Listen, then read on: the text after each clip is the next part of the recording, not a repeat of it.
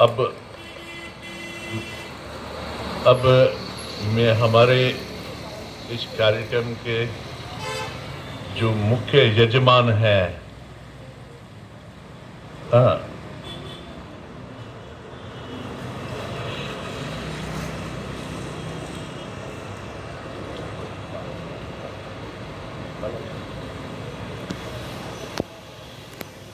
मुख्य यजमान श्री सतीश जी को मैं श्री राधे जी गुप्ता से अनुरोध करता हूं कि वे एक पुष्पमाल्य प्रदान कर उन्हें सम्मानित करें।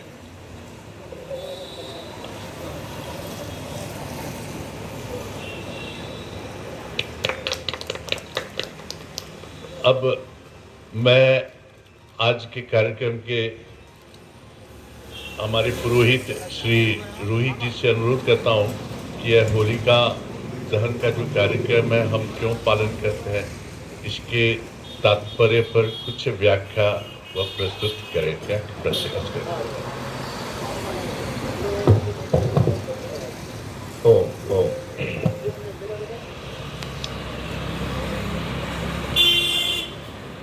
इस होलिका दहन कार्यक्रम के व्यवस्थापक गण आर्य समाज मलिक बाजार के प्रधान जी एवं सतीश भैया जी और उनके साथ सभी सहयोगी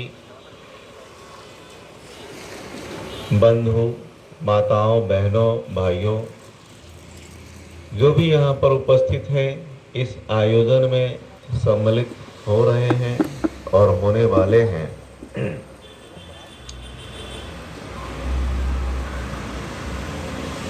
बड़ा ही शुभ अवसर है कि हम लोग इस तरह से होलिका दहन पर्व को मनाने जा रहे हैं कुछ ही पल में।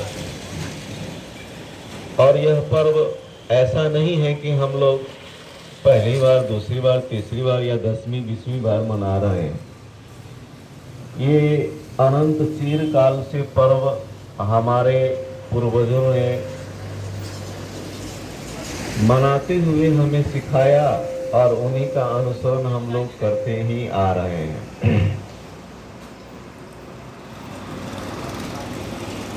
यह पर्व मर्यादा पुरुषोत्तम श्री राम के भी युग में था, योगीराज श्री कृष्ण के भी समय में था और हमारे दादा परदादाओं के भी समय में था। काल क्रम के अनुसार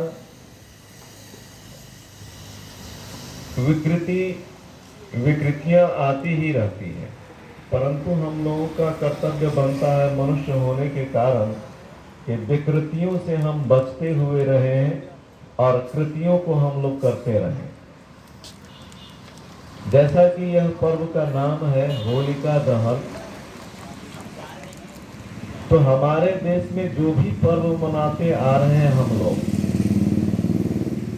चाहे दीपावली हो या होली हो, कोई भी पर्व हो, तो कृषि और ऋषि से संबंधित है।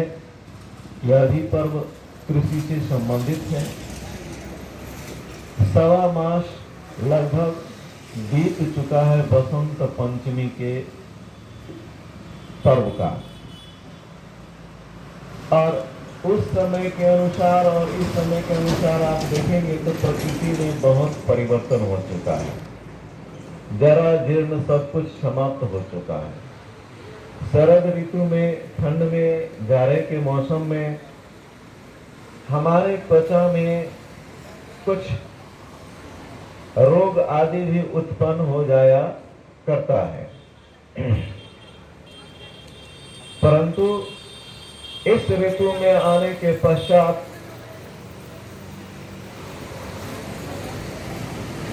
बसंत ऋतु के यौवन पर हमारे पूर्वजों ने उस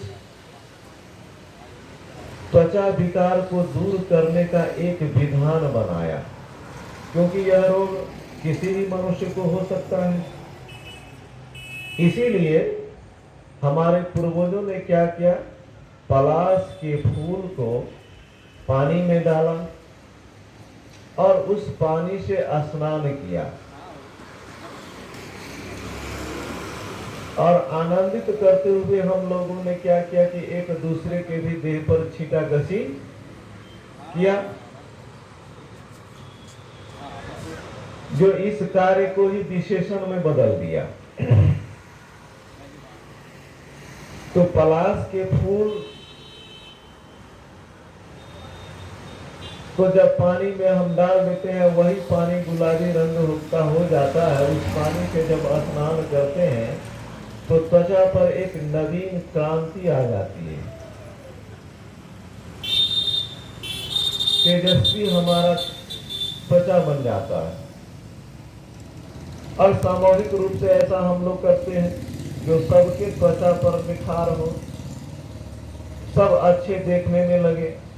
शरद ऋतु में आप देखेंगे प्रायः पशु पक्षी पेड़ पौधे यहाँ तक कि मनुष्यों के भी त्वचा पर फीकापन रहता है। पशुओं के पर रोम बड़े बड़े हो जाते हैं और देखने में भी भद्दा लगता है। परंतु इस ऋतु में आप देखोगे प्रकृति में परिवर्तन होने के कारण शरीर में परिवर्तन हो गया है। इसीलिए हम लोग उसी का रूप यह गुलाल आदि भी है। और सबसे बड़ी बात यह है, हम लोग जब भोजन समाप्ति का मंत्र बोलते हैं, मोघमनम बिंदते अप्रतेचा सत्यम ब्रह्मीनि वद ईशतस्य नार्यमनम भवति केवलागो अकेला खाने वाला पाप खाता है। इसीलिए हम लोग मिल करके बांट करके भोजन करते हैं। ऐसा नहीं देखा जाता है कि हमारे सामने में कोई भूखा व्यक्ति हो और हमने भोजन कर लिया हो। हमारे संस्कार में नहीं है, हमारी सभ्यता में नहीं है, हमारी संस्कृति में नहीं है। और ऐसा नहीं है कि सिर्फ बांग्लादेश में, पूरे भारतवर्ष की यही बात है। हम लोग जब किसान के रूप में हैं, कृषक के रूप में हैं, तो खेत से जब खलिहान में हमारा अन्न आता है तो सबसे पहले हम उन मनुष्यों का भाग निकालते हैं जो समाज के लिए, राष्ट्र के लिए अच्छी दिशा देने के लिए और दशा को हरने के लिए कार्य में लगे रहते हैं, वन उपवन को लगाने में लगे रहते हैं। हम उन ब्राह्मणों को उनका भाग देते हैं, हम उन देवों को उनका भाग देते हैं। तत्पश्चात जब वह हमारे घर में आता है, फिर भी हम उसको कहते हैं कि ये नया जो अन्न है वह अछूत है, यानी हमारे प्रयोग करने के लिए अभी उपलब्ध नहीं है। जब तक कि इनको हम अपने समाज के कुछ देव पुरुष को, आप्त पुरुष को भोजन न करा दें, तब तक हम इसको छू नहीं सकते। इसीलिए यह अछूत है। हम अपने घर में ऐसे ब्राह्मण और पुरोहितों को बुला करके भोजन आदि कराते थे, तब हम स्वयं इसका भक्षण किया करते थे। आज भी वैसे ही बात है। हमारे घर की महिलाएं और माताओं बहनों को यह संस्कार पूर्व काल से ही उनको मिलता रहा है कि हम जब भोजन बनाते हैं तो सबसे पहले किसको आहुति देते हैं? चूल्हे को आहुति देते हैं, अग्नि को आहुति देते हैं। अग्नि को आहुति क्यों देते हैं? अग्नि का काम ही है विस्तार करना। आप एक बूंद घी अगर अग्नि में डालते हैं तो वायुमंडल में वह कम से कम 30,000 गुना बढ़ जाता है। अभी आप एक मिर्च डाल दीजिएगा इसमें तो समझ लीजिए कि वायुमंडल में वो 30,000 गुना बढ़ गया है। तो हमारी माताओं ने पहले क्या किया? चूल्हे की अग्नि में समर्पित किया, ये भावना से कि मैं अकेले ही या मेरे ही परिवार के लोग इसको भोजन नहीं कर रहे हैं, बल्कि वायु के द्वारा सभी जीवित प्राणियों को हम भक्षण कराते हुए तब हम भक्षण करते हैं। नवश्रेष्ठी अर्थात नया अन्न जब घर में आता है तो उसको सबसे पहले हम लोग सामाजिक रूप से अग्नि को देते हैं, अग्नि को दान करते हैं। यही है होलिका उत्सव पर्व। आप लोगों ने एक दंत कथा सुना होगा कि हिरण्यकश्यप के एक पुत्र और पुत्री, जिसका नाम होलिका और प्रहलाद। ऐसा मत समझिए कि वह मनुष्य रूप में थे।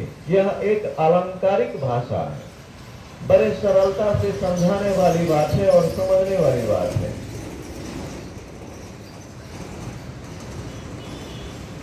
होलिका उस अन्न को बोलते हैं जिसके ऊपर में त्वचा लगा हुआ हो, छिलका लगा हुआ है, और उस छिलके के अंदर में वह प्रहलाद यानी अन्न विद्यमान है।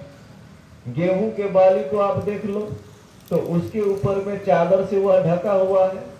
तो जब चादर से ढका हुआ है तब वह क्या कहा गया? होलिका, होलक। तो ऊपर का चादर क्या है?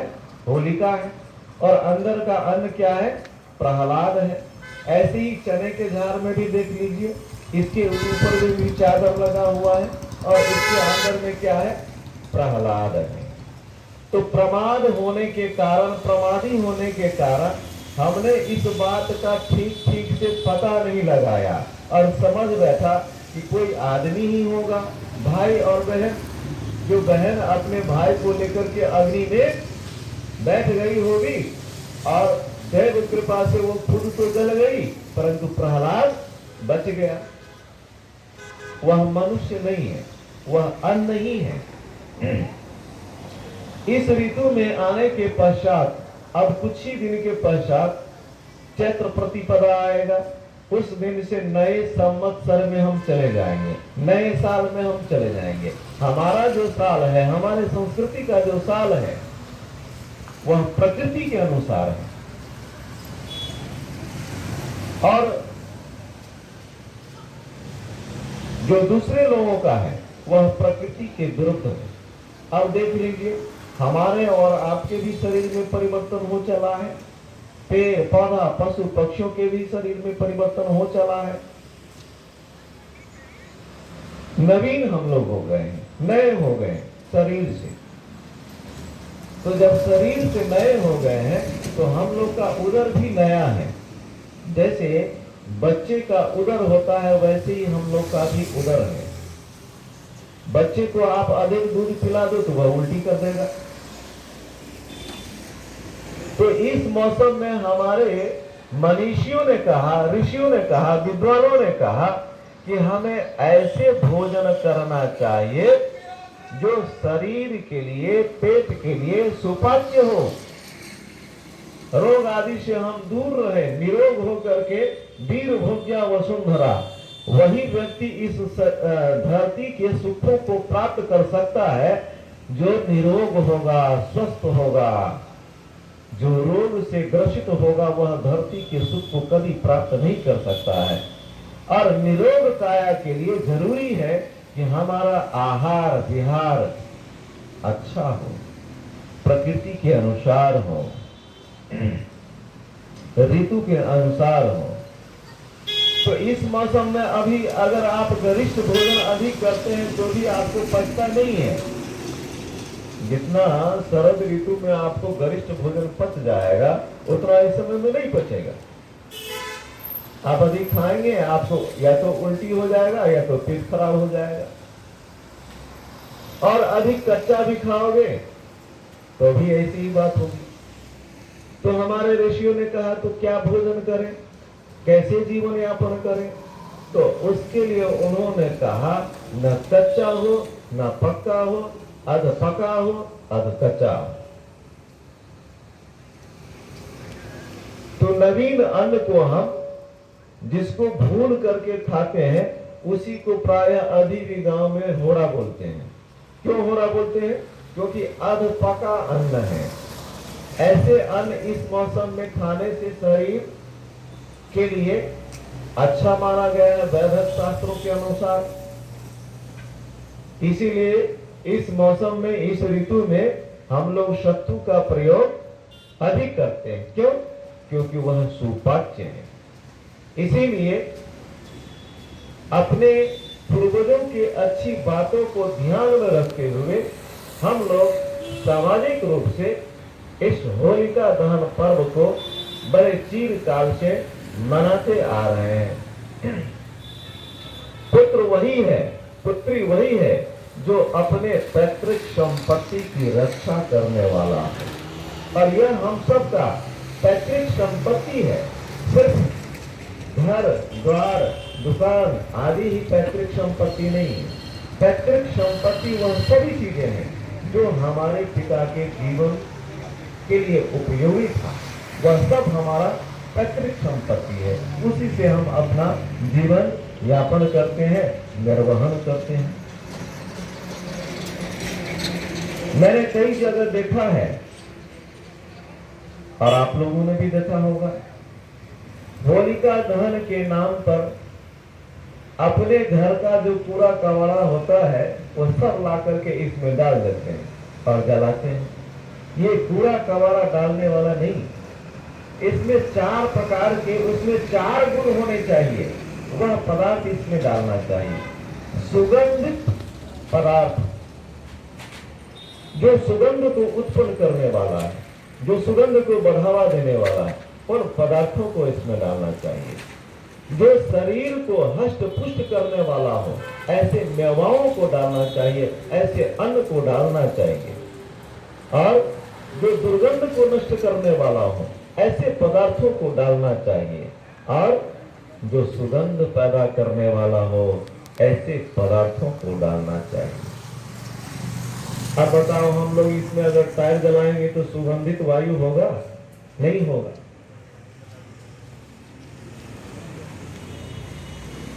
तो जिस काम को करने से हमें सुख की प्राप्ति होती है, हमारे समाज को सुख की प्राप्ति होती है, प्रकृति को सुख मिलता है, उस काम को हमारे पैतृक पिता लोग करते आए हैं, हमारे पूर्वज लोग करते आए हैं। तो उससे क्या होता है कि हमें संपूर्ण लाभ होता है। और उसके स्थान पर क्या करते हैं? उल्टी सीधी पदार्थ डाल देते हैं। तो ऐसे पदार्थों को कभी नहीं डालना चाहिए। क्यों? एक व्यक्ति 12 घंटा में 16 किलो ऑक्सीजन लेता है, 24 घंटा में 32 किलो ऑक्सीजन लेता है। तो दैनिक यदि जो हम लोग करते हैं उसमें 32 मंत्र का ही आहुति है। 16 का सुबह, 16 शाम का है। तो जैसा कि हमने कहा कि एक बूंद घी डालते हैं तो वो 30,000 गुना बढ़ जाता है। तो जो कुछ भी हम रत्ती भर भी सामान डालते हैं इसमें अच्छा, उसका कम से कम 30,000 गुना ज्यादा प्रभाव पड़ता है। अच्छा डालोगे तो अच्छा प्रभाव पड़ेगा, बुरा डालिएगा तो बुरा प्रभाव पड़ेगा। अब ये हमारे विवेक के ऊपर निर्भर करता है कि हमें कैसे पदार्थ डालना है। ये हमें विचार करना है कि हमें सुख की प्राप्ति करनी है या दुख की प्राप्ति करनी है। महाभारत काल में 125 वर्ष के आयु में लगभग 135 वर्ष की आयु में लगभग श्री कृष्ण जी इस दुनिया से गए। 172 साल की आयु में जिस पितामह युद्ध के मैदान में थे, 48 साल का अभिमन्यु लड़ाई के मैदान में था।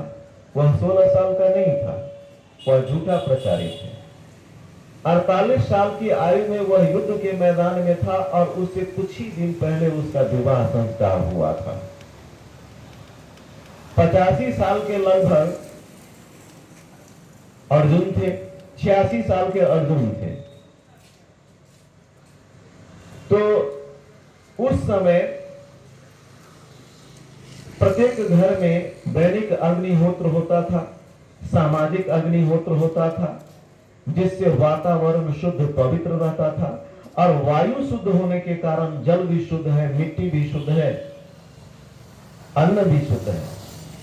तो ऐसे शुद्ध पवित्र सब कुछ खाद्य पदार्थ होने के कारण हमारे पूर्वज लोग लंबी आयु को प्राप्त करते थे, अधिक दिन तक जीवन यापन करते थे, निरोग रहा करते थे, स्वस्थ रहा करते थे।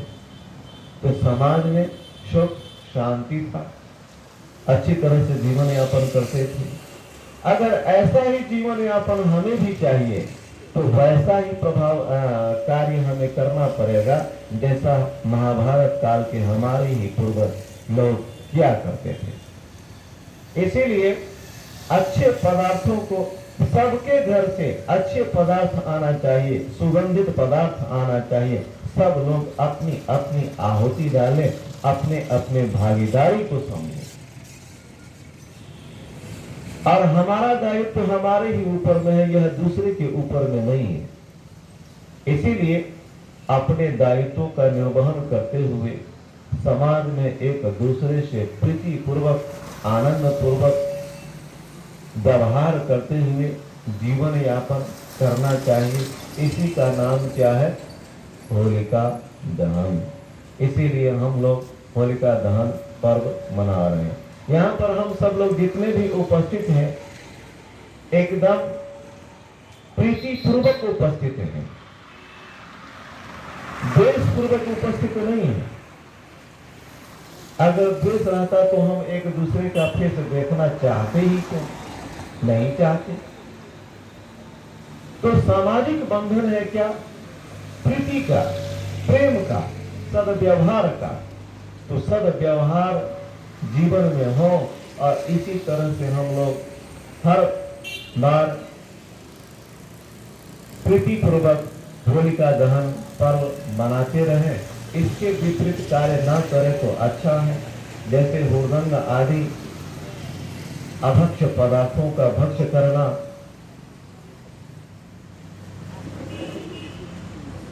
अगर हम ऐसा करें तो शायद हम मनुष्य कहलाने के अधिकारी नहीं रहेंगे।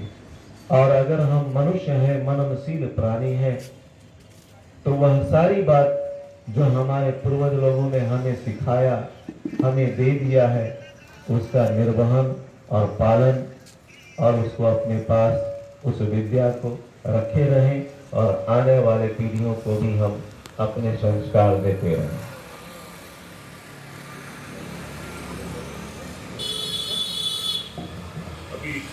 आपने हमारे श्री रोहित जी से आपने होलिका दहन मनाने का तात्पर्य क्या है, हम क्यों मनाते हैं, हम हर चीज को सब कुछ जानते हुए भी, जैसे एक बर्तन जो है उसको नित्य यदि साफ करते हैं तो उसमें चमक बनता रहेगा, यदि उसको छोड़ दें तो उस पर क्या होता है, धूला मैला जमकर उसका सारा चमक बर्बाद हो जाता है।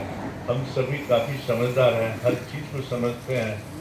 इतने समझने के बावजूद भी क्या है, उसको थोड़ा सा एक पुनः जागृत करना और कोई उद्देश्य नहीं था। एक बार उन्होंने यह बताया, हम सभी जानते, फिर से उनको पुनः जागृत किया गया। अब जो है हम होलिका जो दहन का आज का जो मुख्य यज्ञ का कार्यक्रम है वो हम प्रारंभ करने जा रहे हैं। आप सभी जो है